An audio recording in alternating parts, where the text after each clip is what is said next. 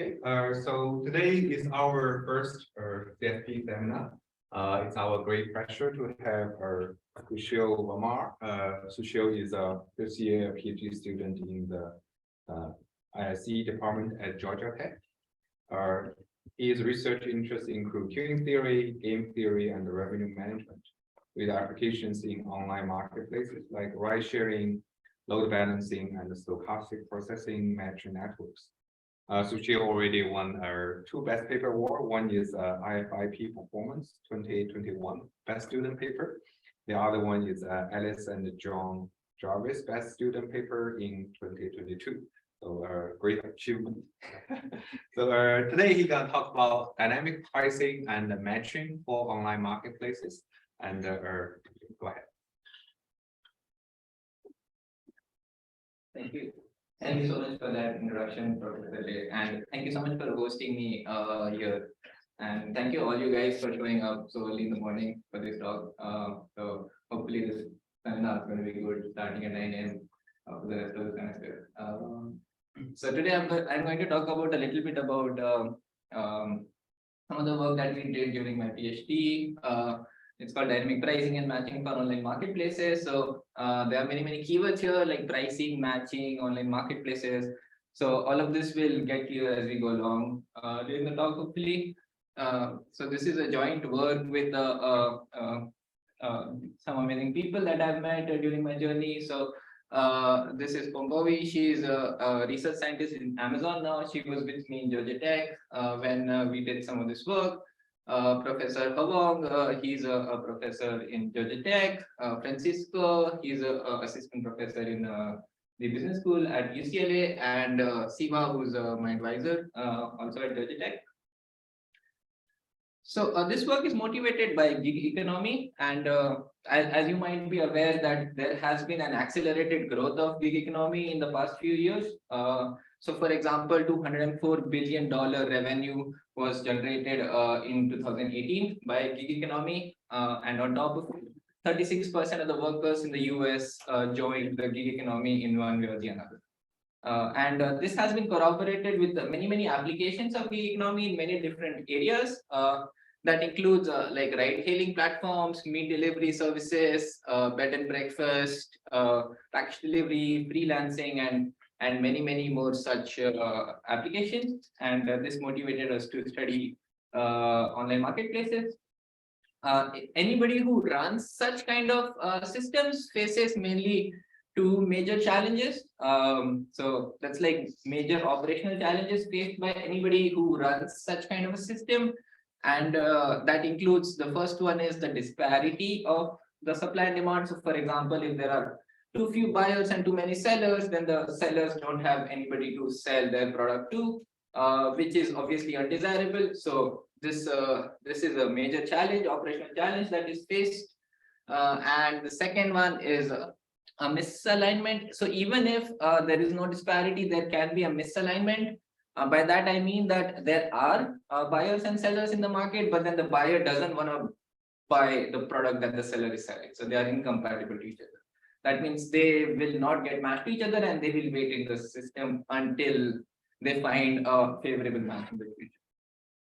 So we deal with both these issues in this piece of work. And the first one we deal by dynamic pricing. So you can think of it as, if there are too many buyers, then we can jack up the prices for the buyers so that less buyers join in the future. And then that will push the system back to like equilibrium in some sense. And second one is we're going to deal with is dynamic matching. So in some sense, we want to make matching decisions in a smart way so that such kind of misalignment doesn't happen at all. So this is obviously easier said than done, but as we go along, I'll talk more about both these aspects and how they help with these two major challenges.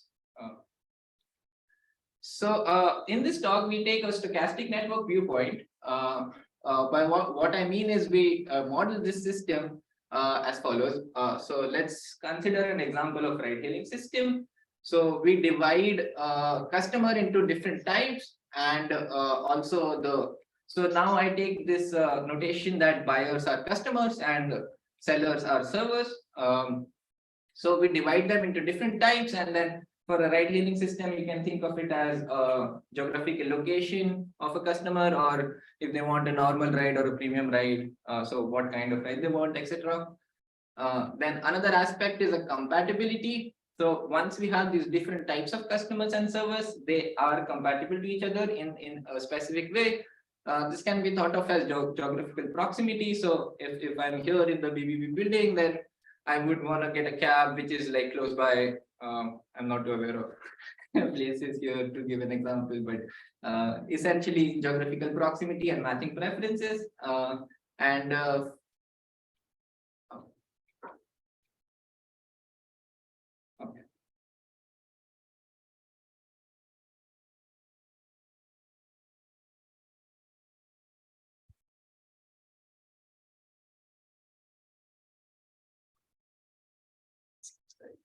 It doesn't work. All right, fine. And the third one is matching. So once we define these types and a compatibility graph between them, and if there is a compatible pair in the system, then we can match it to each other. And as soon as we match it, they depart from the system instantaneously. Now, in words, our goal is to set prices and perform matching in such a way that we maximize the profit for the system operator and minimize the delay for this customer and server, because we want to give them together with maximizing profit, we want to make sure that they get a good experience while using these services. So before going forward, this is a stylized model, and there are many applications of such a model, which includes obviously online marketplaces and many other examples as well. So I'll just list a few of them here. The first one is obviously, we talked about it, the ride hailing platforms, and there are a few other examples like payment channel networks, which are like blockchain and stuff like that, and quantum networks. So I'll not go into the detail of these, but I just wanted to mention that even though this is a stylized model, there are many applications out there in which such a model is actually fairly applicable. So that motivates us even further to analyze such kind of systems. So to start with, we'll consider the simplest case, obviously, to get more intuition of what's going on. So let's consider the simplest case of a single type of a customer and a single type of a server. Think of it as a taxi stand where the server comes in and they wait until a customer is matched, or a customer comes in and wait until a server is matched. So you will have customer queue and server queue, but not both of them at the same time, because every customer is compatible to every server. So an interesting question to ask is, what happens if, let's say, so lambda, let's say, is the arrival rate of the customers and mu is the arrival rate of the servers. So unlike classical queue, the server is not sitting there, but they are actually arriving into the system and queuing up with the arrival rate mu. So a natural question to ask is, what happens essentially when is the system stable? So for example, what happens when lambda is greater than mu? And it's not hard to see that if lambda is greater than mu, then there are too many customers that are coming into the system. That means in a long period of time, there'll be a lot of customers that just queue up, and the system essentially becomes unstable. So there's nothing interesting to analyze. And similarly, in the second case, let's say lambda is less than mu. Then in a classical queue, it might be stable, but here what happens is the servers are also queuing up. So mu is more than lambda, so a lot of servers comes into the system and queues up, which is also undesirable. So the system again becomes unstable. And so then the final case would then be lambda is equal to mu, which is like a very delicate case. If exactly one customer and one server arrive per unit time, then it's probably good, because there won't be any queue at all. But then in real life, this generally doesn't happen. There's a lot of stochasticity in the system.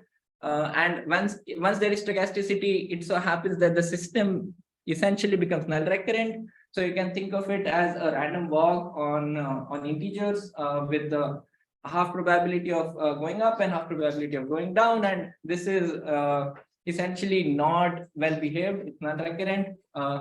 So null recurrent is not really good, and it doesn't even scale well, because if you have a three-dimensional random walk, then it becomes transient, which means it is unstable again. So seems like for all the three cases, the system is unstable.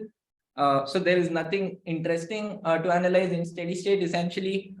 So we need something like an external control to kind of make the system stable, which is like if there are too many customers, then we want to somehow reduce the customer arrival rate. And similarly, on the other side, if there are too many servers, then we want to reduce the server arrival rate. And this, again, you might have guessed it, that we're going to do by dynamic pricing. So we're going to set prices for the customer and server in such a way that these arrival rates changes with what the queue length is. And we're going to push the system back to stability, essentially. So with dynamic pricing, we can essentially make sure that the system is stable, and now it can be analyzed in steady state. So that was like one major challenge in terms of that the system is not inherently stable, unlike classical queues. So we're going to do something on top of it to make the system stable, and what we're going to do is dynamic pricing.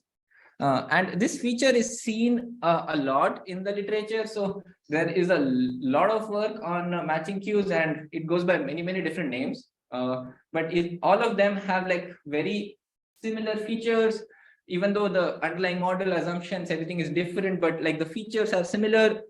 And because of this inherent instability that we talked about, most of these papers analyze this in transients, because there won't be any steady state at all. But there have been obviously some work, and obviously I'm missing a lot of them. There have been some work which analyzes these things in steady state as well. But then again, the feature of our work is we conduct a more fine-tuned analysis that will become more clear as we go along, obviously. So with this introduction, I'll just talk about what the summary of the talk looks like. So it's mainly divided into two parts. The first one is based on this paper, dynamic pricing and matching for two-sided queues, in which essentially our punchline is that we propose near optimal pricing and matching policies. So near optimal in some sense, and again asymptotically in some sense. But again, the punchline is that we propose some pricing and matching policies such that if you use them, then you get optimal profit and minimum delay in some sense. So that's the first part of the talk. And second one is based on this paper, a heavy traffic theory of matching queues. So again, the punchline here is that we analyze the simplest model that we just talked about, and here we look at the whole distribution of the queue length, and here we see a phase transition, which is quite interesting for the limiting distribution of the queue length, which is unlike a classical queue where you just see in heavy traffic, you just see an exponential. So again, I'm really just giving an overview of what's coming up. So this is all that's coming up. So a lot of interesting things that's coming up. But again, you don't need to understand all of this right now. The rest of the talk, like 40 minutes, is basically to understand these results. But just wanted to give a preview of what's coming up in the rest of the talk so that we don't get lost. So let's start with the first part of the talk, where obviously we take a stochastic matching network where you have multiple types of customers and multiple types of servers and a compatibility between them. So the dynamics is as follows, that the system operator first set the price for all customer types and all server types. And based on the price, the actual arrival happens, where the arrival is a Poisson process with the prescribed arrival rate. So the arrival rate is determined by the prices. Once the arrival rate is determined, that determines the actual process of arrival, which is random based on this Poisson process. And finally, once these arrivals have occurred, you can match a subset of customer and server with each other if they're compatible, or you can decide to not match them and wait for better matches in the future as well.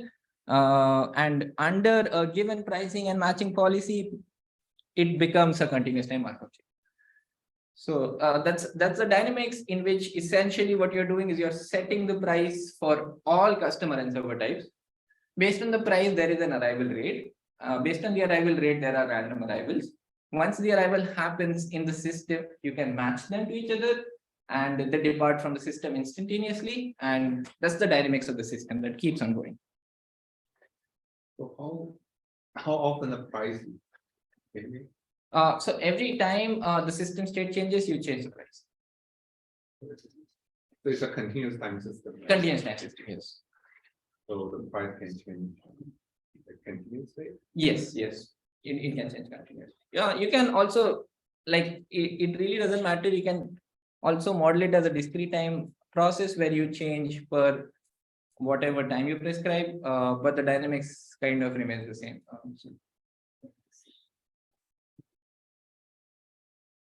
So under this continuous time Markov chain, we want to maximize this objective. So there are a lot of terms here. I will break down these terms. The first one is the revenue. So lambda j is the arrival rate of j type of customer, because we have many types of customer. And fj lambda j is actually the price that we set for j type of customer.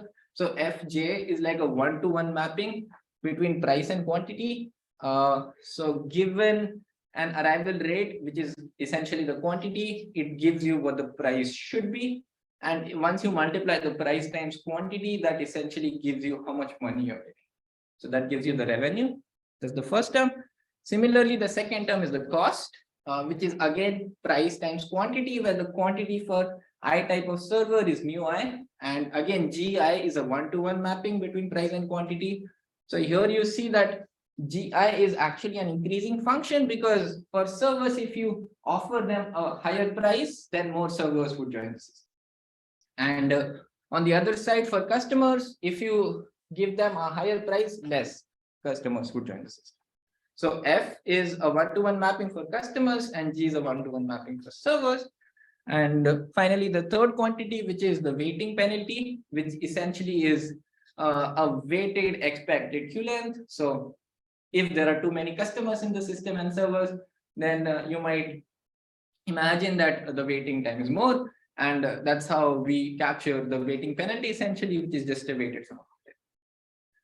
Under some constraints, which are again quite intuitive, that we want to have the matching that is feasible. So you cannot violate these constraints, the compatibility constraints, and that we want to have a stable system, because if the system is not stable, then the expectation is not defined, because the expectation is on the steady state of the continuous time. So we let the dynamics run for a long time, and we want to see in a long time what happens to the profit minus the weighting penalty. Now, if you look at this objective, it's a pretty involved objective, because it involves queue length dependent arrival rate, and it also involves this expectation, which is on a steady state of some dynamics, which is also fairly complicated. So overall, this objective is fairly complicated to analyze just directly. So what we're going to do is we'll modify this objective in some sense, so that it becomes easier to analyze. So again, if you have a hard problem, you just throw it away and solve an easy problem. So that's what we're going to do. And I have a question. Yes. So lambda is the arrival rate for the customer, right? And the mu is the arrival rate for the service. I think you mentioned earlier the arrival rate will depend on the price you set. Yes. Yes. So the state queue includes price as well, or just the queue length? Right. That's a good question. So here I'm kind of hand-wavingly saying that the price I'm setting depends on the queue length. So you give me a queue length, I set a price. And then once I set a price, that determines the arrival rate. Okay. So I'm just making the arrival rate as a function of queue length. Okay. So yeah, there's an implicit assumption here that there's this dependence, which I'm kind of hand-waving and saying the arrival rate directly depends. So you also have this pricing curve, right? Where the price actually determined by the arrival. Right. So again, this is a convenient way of writing this objective.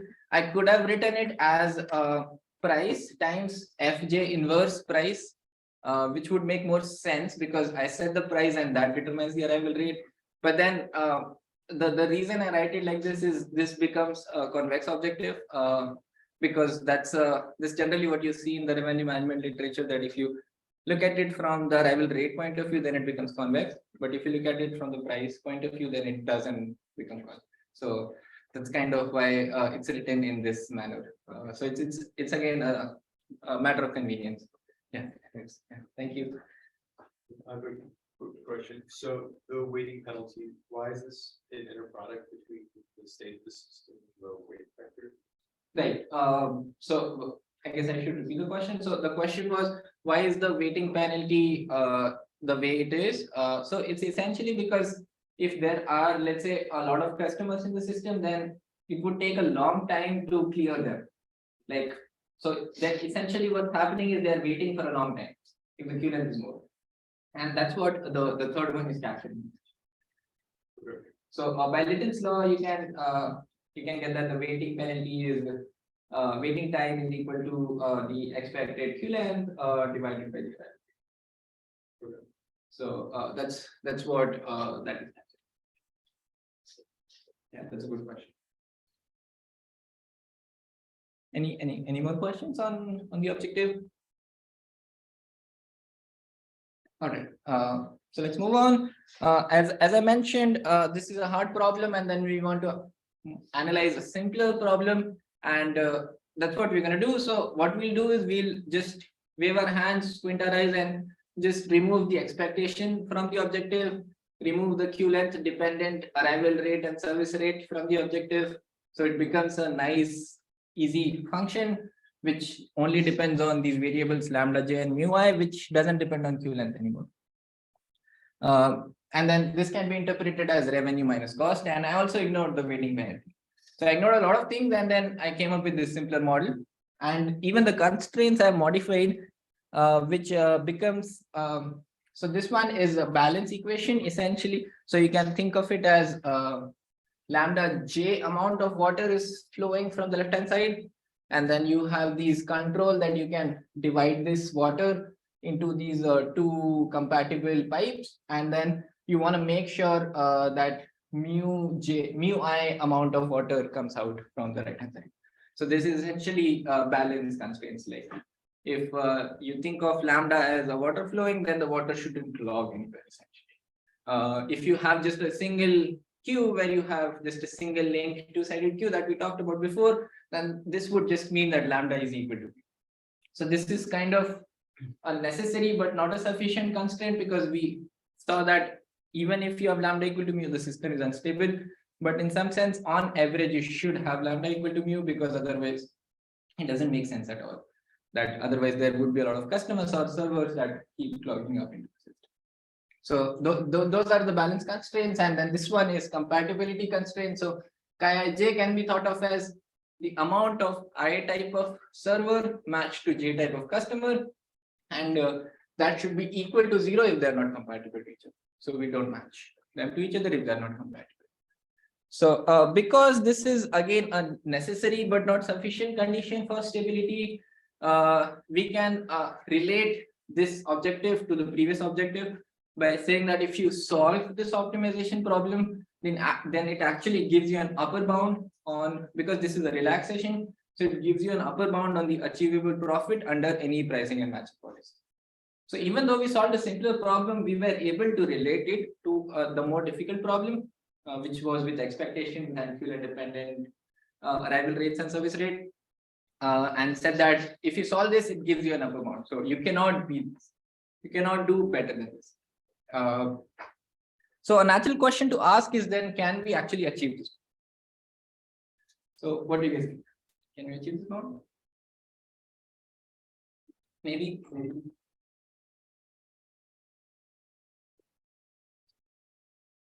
So because I have the second question there, the answer for the first question is no, because I'm ignoring the waiting penalty here, and because of that, you cannot achieve this bound exactly, but then you can actually achieve it in some asymptotic regime, and that's where this asymptotic regime comes into play, where I define a large scale regime where what I do is I scale these arrival rates of customer and server by a factor of eta, and I let eta go to infinity.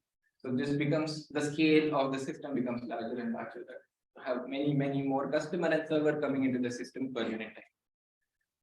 Now, under this large scale regime, we want to analyze this profit loss, which again sounds weird because profit loss, but profit loss is defined as the upper bound, the fluid upper bound. So for the eta system, the fluid upper bound would be just eta times this objective gamma star minus the actual profit under a given policy. And because fluid is an upper bound, this would always be a greater than equal to 0. And If it's closer to 0, then that's better because we are close to the upper bound. So one thing I want to mention here is that the fluid upper bound grows as eta. So it scales as eta. So if this profit loss becomes a sublinear function of eta, then that means that it is optimal, because what's happening is the upper bound is increasing with rate eta, but the gap between the upper bound and the actual profit that we are getting is only increasing sublinearly. So that means 1,000,000 compared to 1,000 is quite less. And what we aim for is a sublinear profit loss in terms of eta. Now, let's talk about some results. So we analyze 2 pricing policies and 2 matching policies, combination of all of them. So the 2 pricing policies we analyze, the first one is static price. What it essentially says is we use the fluid price until a threshold. So fluid gave us this lambda j star. We use that until a threshold. We cannot use it all throughout because the system will then become unstable. And after a threshold, we don't allow any customer or server to come into the system. So this is again quite intuitive. We want to be as close to fluid dynamics as possible. And that's why we set lambda j star as the arrival rate for j type of customer. But then we want the system to be stable as well. So we add a threshold of top that we don't allow any customer to come in after the, so this is the Q length. After the Q length is more than top. So that will obviously make the system stable. And the second one is a 2 price policy, which is again kind of generalizes the static price, which says that we use the fluid price until a threshold top, where this is again the Q length, and then we reduce the arrival rate. Rather than not allowing any customers to come into the system, we do allow customers to come into the system, but the arrival rate decreases by a small amount epsilon. So this is again like a drift that pulls you back towards 0. So those are the 2 pricing policies, and 2 matching policies is the first one is random. So yes, Q, the total Q length. oh sorry, this Q length is the Q length for J type of customer, so for its own type. Only for the customer. For the server also the exact same policy. So for each type we do static price, and again for each type we do 2 price. So it's again very simple that it depends on its own Q length. So simple to implement, also simpler to analyze also. All right, so 2 matching policies. The first one is random matching, where again this is like the first thing you would do is once a customer comes into the system, you don't know whom to match. So what you do is the fluid model tells you that the matching proportions should be chi star, because chi ij was the amount of I type of server matched to J type of customer. So you want to follow this fluid dynamics as much as possible. So you match proportional to chi star. Essentially, you sample compatible server with probability proportional to chi ij star, and then whichever server you sample, you match to that server if the server is available. So that's random matching. And the second one is a little bit more dynamic, state dependent, more closed loop, which is max weight. So what it does is let's look at that figure. If a server arrives on the right hand side, and if you have 3 compatible queues on the left hand side, then you would match it to the 3rd queue, because you have the most compatible customers that are waiting is in the 3rd queue, which again makes sense because if the queue is large, you want to empty that queue as soon as possible. So every time a server or a customer arrives, you match it to a compatible customer or server with the largest queue, and that's again max. So we analyze all these combinations, and under static price for both the matching policies, we get a square root of eta loss in profit, which is sublinear, which means that these combinations are asymptotically optimal because of the same reason that the fluid profit scales with eta, but the gap scales sublinearly. So that's good. But then we are greedy, and then we want to make it better. And it is not surprising because 2 price is kind of a generalization of the static price. So under this 2 price policy, you can actually improve the square root of eta to a cube root of eta. So cube root is smaller than square root. That means you get a lesser loss in profit. Now again, we want to be further greedy and we want to even make it better. So the question is, can we make it better?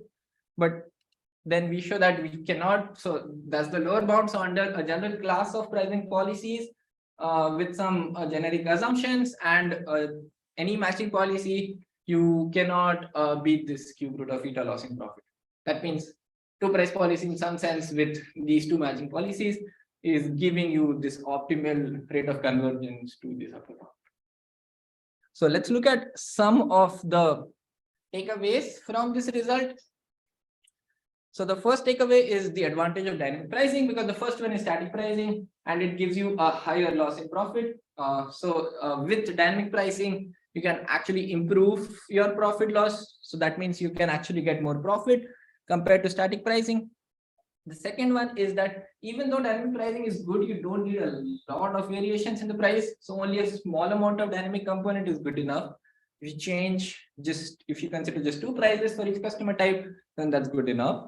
And finally, two price policy is the primary driver for this loss in profit. That means if you combine these two price with any matching policy like this naive random matching or a more sophisticated match weight, it doesn't really matter, because in both the cases you get a cube root of eta loss in profit. That means two price policy is actually the primary driver.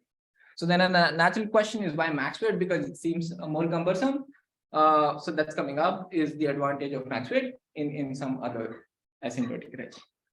But before going into that, just wanted to give some intuition on why this cube root is coming up. Because square root people might have seen in the literature, but cube root is kind of a little bit different. So let's look at the objective. So it's like very big, but all I've done is I've rewritten this fluid upper bound, which is eta gamma star minus the objective that we had at the start with the expectations and Q lengths and everything. So I divided into two parts. The first one is like the revenue loss, and the second one is the expected Q length. And we'll analyze both of these things separately under a general pricing policy, which is an epsilon part. So we want to remain close to the fluid policy as much as possible, but we also want to have a dynamic component. So under any general policy, which is like an epsilon perturbation, that means for each Q length, you want to set price which is only epsilon away from the fluid price. So this is fairly dynamic, but it is also close to the fluid price. So under such general pricing policy, you can analyze this, the first term, which by just doing a Taylor series expansion, because you are just epsilon away from the fluid profit, then you would get such terms where X star is like an optimal in some sense. And because X star is optimal, the first order term kind of vanishes because the derivative at optimal is 0.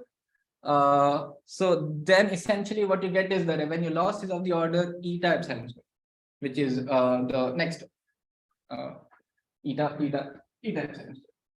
That's the next term. So that's the revenue loss. And for expected Q length, this is like, so what's happening is if you are too far away from the origin, then you're getting like an epsilon drift because you're reducing the arrival rates by epsilon. So you're getting an epsilon drift back to the center. So this is like a single server queue in heavy traffic where epsilon is the heavy traffic parameter. So essentially you are getting an epsilon drift. And again, this is a little bit of queuing, but intuitively you can think of it as if epsilon is less, then the Q length should be more. And that's how it is captured. It's of the order 1 over epsilon. Now, clearly there is a trade-off between these two terms, eta epsilon square and 1 by epsilon, and then you want to maximize the trade-off. And for that, you equate them to each other. So eta epsilon square equal to 1 over epsilon. That will let you pick epsilon eta to the power minus 1/3, and that gives you the profit loss is eta to the power 1/3. So, and this can be made formal by saying that if your Q length should be less than equal to 1 over delta, then the profit should be at least delta square away from the fluid optimum. So, which is again intuitive. What it is saying is that if you want to make more profit, then the customers and servers will have to wait for more time, which again makes sense because you can't get best of the both worlds. If you want to make more profit, then again, you cannot give a better service to these customer and server because your vision, your focus is on making more profit. And that's what this is capturing, that there is this nice trade-off between these two terms. And that's why you get this eta to the power 1/3 loss in profit. So that's the first part. Next thing I want to talk about is why is max weight kind of better than random matching, in what sense, and does it make sense to like, because we saw that the pricing policy, definitely dynamic price is better, but we also want to see if we can actually gain something by using some smart matching policies. So let's look at a very simple example, and based on what we have done till now, a small quiz. So let's say we have these two, this example where we have n independent matching queues. So each one has, let's say, this arrival rate lambda and mu, and then we scale it by eta, and we have n of them, and they operate independently from each other. So the loss in profit that we saw till now should be eta to the power 1/3. Now the question I'm asking is, what should be the loss of profit in terms of n? So can anybody guess what should be in terms of n here? If you have n independent systems? Linear in n, because they don't really interact with each other. That means for each queue, the loss in profit should be eta power 1/3 because they don't interact with each other. And that's why for the whole system, the loss in profit should be eta power 1/3 times n, which is what it is. Now let's look at this second example where you have everything connected to everything. So you have one big resource pooled matching queue. Even though there are many types, each type is compatible to each type. Now, what should be the profit loss in this example? Any guesses? N to N, you know, N to the and like, or they're connected all with each other. N to the N.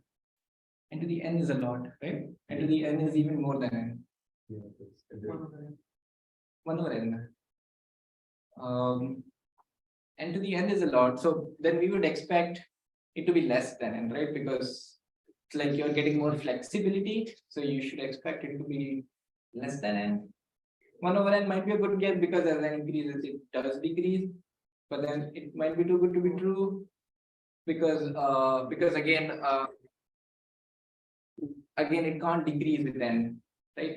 It has to increase with N, but definitely less than N. So think of it as one resource pool matching queue. So you can think of it as a single matching queue with arrival rate eta times lambda.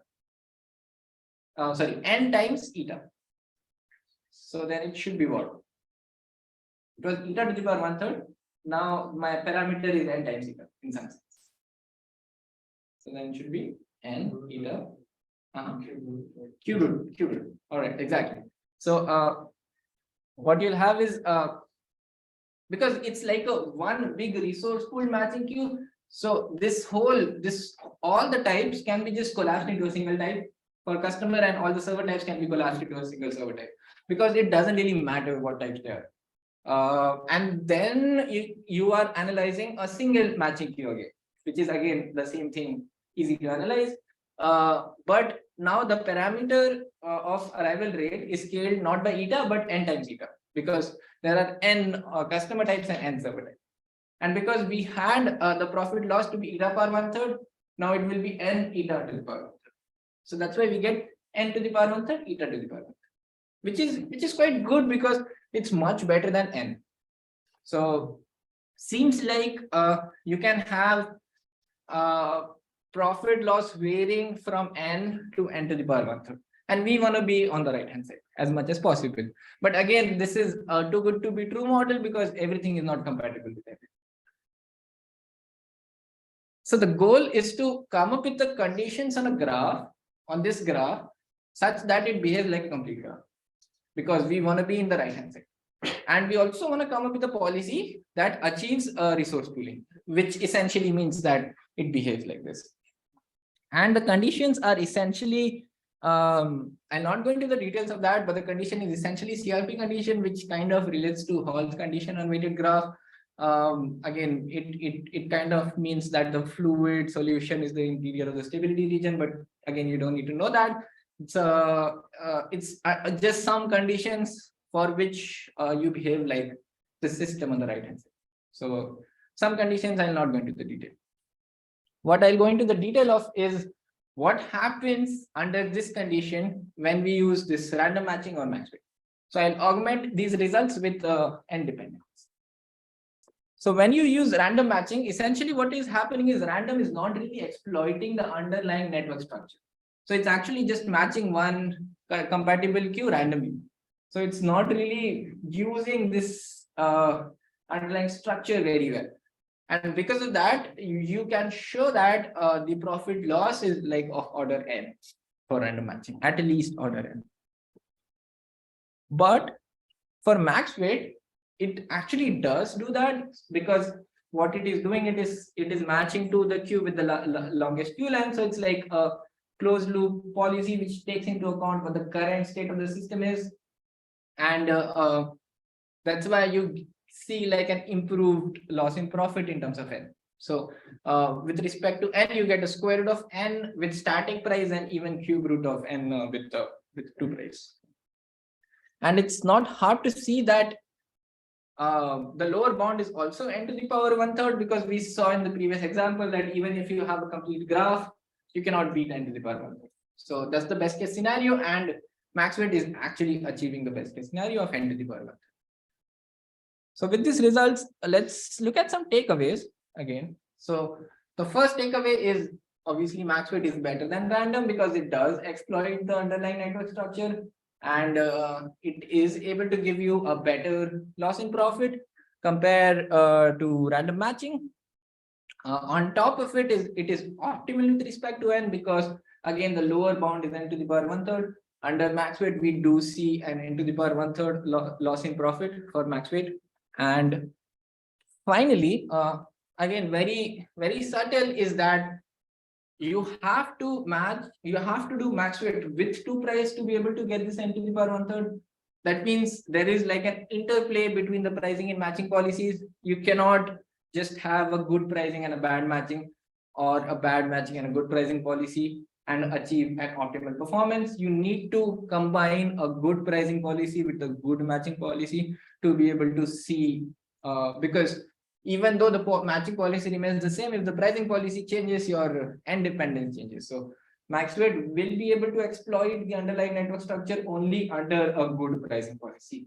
So that means there is an interplay between these pricing and matching policy, and you need to have joint pricing and matching decisions to be able to see benefits of both of them. Yes. So eta and n can scale independently, or they have to step? They can scale independently. Yeah.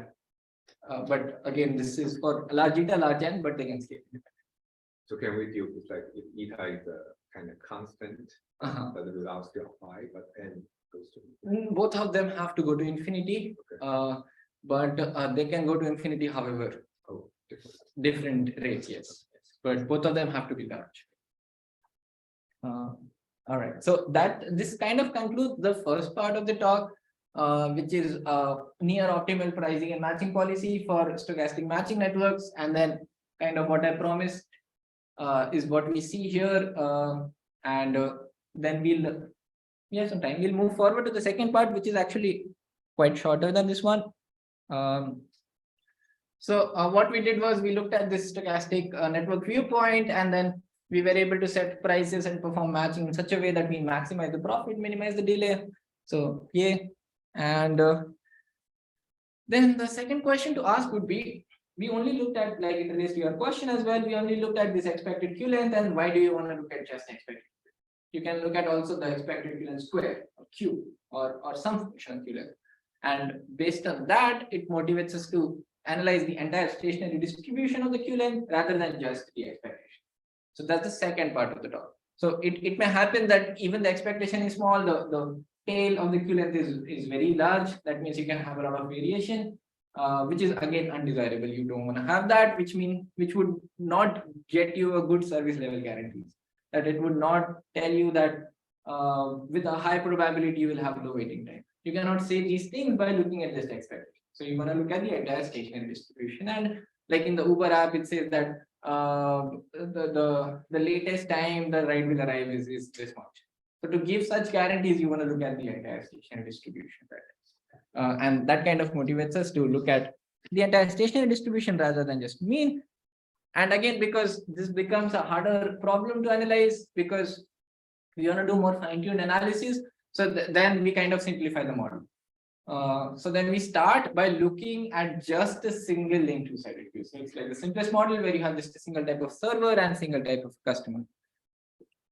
Under this model, we want to find the entire stationary distribution, but then again, this itself is difficult because again, this is a fact from queue theory that even under GG1 queue, where you have a classical queue which is studied for more than 100 years now, under this classical queue, even the stationary distribution is still an open problem, where the inter-arrival time and service time is general. Under these conditions, it's still an open problem. So then definitely the left-hand side is also a difficult problem. So then the idea is, rather than doing it in the most generality, we'll do it in certain asymptotic regimes, which is the heavy traffic asymptotic regime. Now, the heavy traffic in the classical single server queue is essentially defined as lambda less than mu is the stability region. So you don't want to have too many customers. The server is just sitting there. You want the servers to serve at a faster rate than the customer for the system to be stable. And we want to push this arrival rate as close to mu, like we want to analyze this set sequence of systems where we push this lambda closer to mu, it becomes closer and closer to mu. So that means it becomes heavy traffic, that there are a lot of customers coming into the system and the server is barely able to keep up. And that's what heavy traffic means in a classical queue. And we want to define something similar in a two-sided queue. And then kind of the intuition that we're going to take is the system kind of approaches null recurrence, because we saw before when lambda becomes equal to mu, the system becomes null recurrent. That means what we are doing is we are pushing the system to its boundary, that the system becomes from stable to null recurrent. And that's kind of the intuition that we want to take from this classical queue and use it to kind of define heavy traffic in a two-sided queue, because it's not clear, right, what the heavy traffic is going to be, because you want lambda equal to mu anywhere already. If lambda is greater than mu or less than mu, the system is already unstable. So then a similar definition might not make sense in a two-sided queue. So with that intuition, let's start with a very simple example of what we have already seen, which is the two-price policy. So again, this means that if there are too many customers in the system, we want to reduce. So the orange one is the customer arrival rate. If there are too many customers in the system, we want to reduce the customer arrival rate by a parameter epsilon. And similarly, when there are too many servers in the system, we want to reduce the server arrival rate by this, again, the same parameter epsilon. So outside the thresholds, we want to reduce the arrival rate by epsilon. Inside the thresholds, it becomes a constant equal to each other. So that's like the fluid price that we talked about before. And again, we want to make everything very simple. So these actual arrivals are Bernoulli. So with these arrival rates, the arrival happens with probability, whatever the arrival rate is. So again, it's a discrete time system where you either have an arrival or not, which depends on the probability, which depends on these arrival rates. Now, under these assumptions, it becomes just a birth and death process, because you either have a customer arrival or a server arrival. So you either jump one up, one down, or you stay in the same place. So it just becomes a simple birth and death process. And under these assumptions, you can actually analyze this process in its most generality. So you can actually analyze what the stationary distribution is, which is again easy. Under a birth and death process, you know what the stationary distribution is. But our goal is not to analyze the system in this simple scenario. That's why we'll still take the heavy traffic limit for this simple system to gain intuition as to what will happen in a more general system. So again, there are these two parameters. Epsilon can be thought of as a magnitude scaling parameter. So we change the magnitude by this parameter epsilon. And then tau can be thought of as a time scaling parameter. So if tau is more, then you are applying the same control for a larger and larger Q length. And for the Q length to become larger, it's going to take more time. You can think of it as a time scaling parameter that the changes in the price slows down if tau is more. Now, any guesses how would we push the system to null recurrence? So again, the question is, we want to define what the heavy traffic is, which means we want to push the system towards null recurrence. And any guesses what that means in this scenario? So again, remember what I talked about at the start is that when you have static prices lambda equal to mu, then the system is null recurrent. So we want to push the system where lambda is equal to mu. So how can we do it? To make sure that lambda is equal to mu for all students by changing these epsilon samples. Epsilon goes to 0. That's one way. So if you let epsilon go to 0, that means this this change in price is not there at all. If epsilon is 0, that means we are using the same price throughout. That means we are actually pushing the system towards null recurrence because the price becomes identically equal to lambda star and mu star throughout. That's one way. Is there any other way to push the system to null recurrence? Can we do something with tau? Tau goes to infinity. Perfect. We can let tau go to infinity. That means we are applying the same control for larger and larger Q length. And then when tau go to infinity, we are not applying any control at all. So those are the two ways exactly to let the system push towards null recurrence, which is either by letting epsilon go to 0 or tau go to infinity. Now you will have three cases because you can have heavy traffic by either epsilon go to 0 or tau go to infinity. So here epsilon kind of dominates going to 0, and there in the third case the tau dominates going to infinity.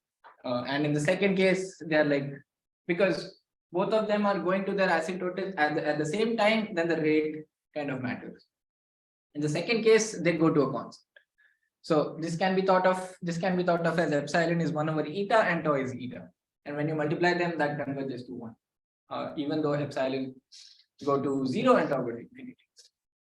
Now, under all these three cases, we want to take the limit of the stationary distribution, which is just the blue thing on the top right.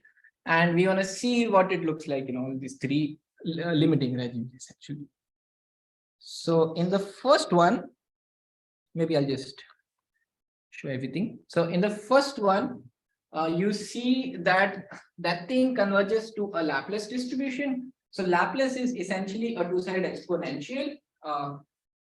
And again, it's not surprising because you see an exponential distribution for limiting regime for a classical Q. But because here the Q length can be both positive and negative, which is just imbalance between the customer and server, you see a Laplace which is two-sided exponential. And the intuition is that you make tau constant and let epsilon go to 0, and it becomes very, very similar to a classical heavy traffic signal. Now let's look at case 3, where you see a very interesting uniform distribution. So again, for intuition, let epsilon be a constant and let tau go to infinity. What this means is if epsilon is a constant, then outside its threshold, you have a very high drift that pulls the system back between the thresholds. And inside the system, because lambda is equal to mu throughout, you can be anywhere. So that means you're going to be between the thresholds most of the time. And that's why if you scale this imbalance by this tau, so again, the imbalance is of the order tau. If you scale them, then it's just going to be uniform between the thresholds.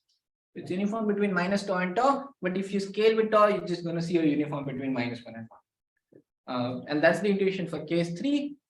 And very interestingly, in between where they depend on each other in some sense that epsilon and tau are however they go to asymptotes, it's comparable to each other. In that case, you see a very nice hybrid distribution, which is a uniform stitched with Laplace.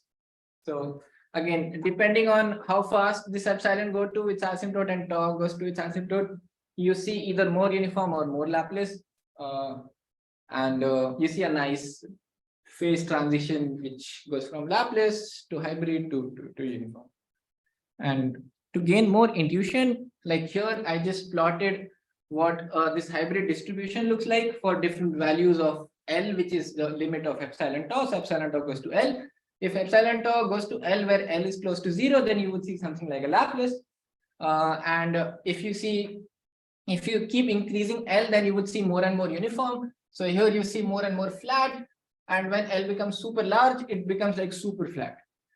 What it means is that your imbalance is just exploding off to infinity because your right scaling is not epsilon z, but the right scaling should be z by tau, because that's what we saw in the previous example. But so exactly, if you plot z by tau, and if you take L to be really large, then you see a nice uniform distribution, close to uniform distribution. And what it means is this hybrid distribution converges to a Laplace distribution as L goes to 0. And this hybrid distribution converges to uniform distribution as L go to infinity, which is very interesting to see. And then I can just add these two lines here saying that this exact same distribution converges to Laplace as this parameter L goes to 0, and the same hybrid distribution. So there is continuity in terms of the distribution as well.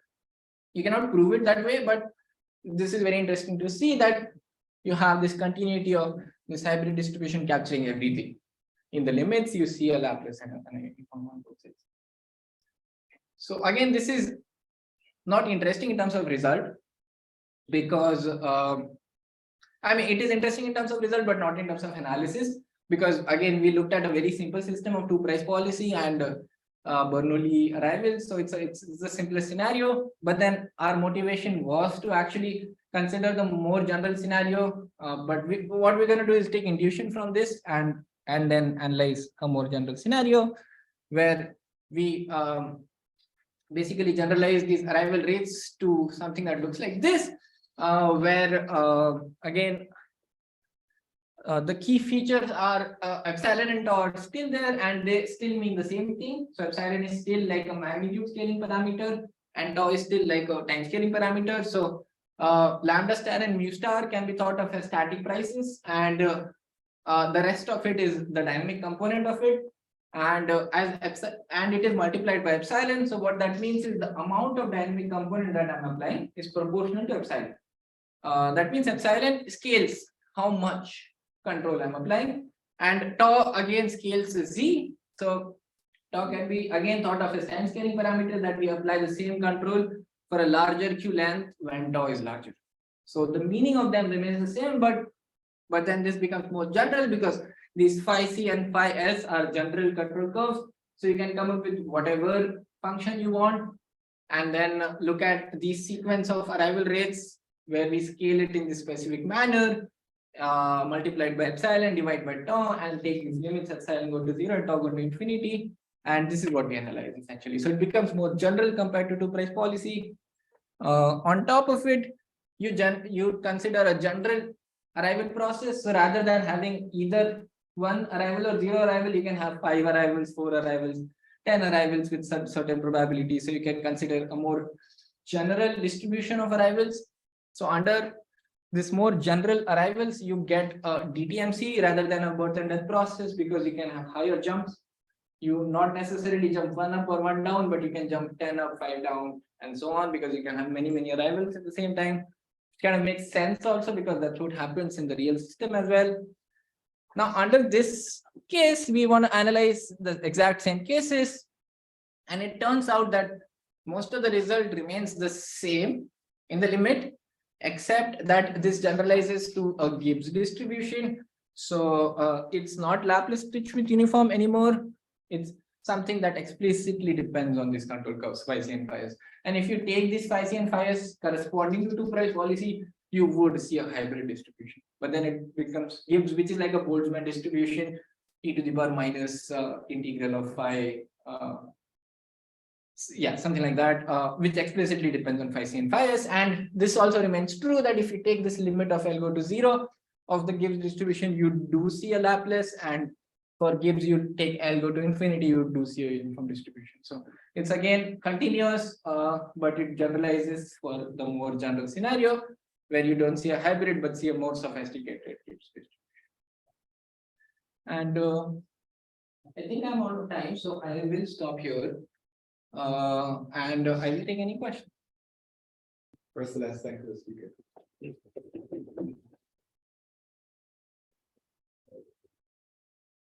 Recording.